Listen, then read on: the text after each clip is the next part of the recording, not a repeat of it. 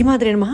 అక్షయ తృతీయ రోజున అంటే మే 10 శుక్రవారం రోజున మనము కలశాన్ని ఏర్పాటు చేసుకొని లక్ష్మీ పూజ చేసుకున్నట్లయితే చాలా మంచిదండి. అయితే కలశం ఎలా ఏర్పాటు చేసుకోవాలి అంటే ముందుగా ఒక ప్లేటును తీసుకొని అందులో చక్కగా బియ్యాన్ని నింపుకోవాలి. ఆ ప్లేటు పైన అష్టలక్ష్ములు కలిగిన చెమ్మును తీసుకోవాలి. అందులో రాగులు వేసుకోవాలి. ఇలా ప్రత్యేకించి రాగులు వేసుకోవడం వల్ల ఆ అమ్మవారు ఒకవేళ మన ఇంట్లో నుంచి మనం ఏదైనా తప్పు చేసి వెళ్ళిపోవాలి అంటే కూడా జారి కింద పడిపోతుందంట. అప్పుడు మన ఇంట్లోనే ఉండిపోతుందంట. కాబట్టి అమ్మవారు జారి పడిపోతారేమన్న భయంతో అక్కడ నుంచి లేవకుండా మన ఇంట్లోనే ఉండిపోతారంట. ఆ కారణంతో రాగులతో ఇలా మనము షాపులలో కానీ మనకి ఇంట్లో కానీ మనం కలశం ఏర్పాటు చేసుకున్నట్లయితే చాలా మంచిదండి. ఈ విధంగా మనం కలశం ఏర్పాటు చేసుకొని పూజ అనేది చేసుకోవాలి.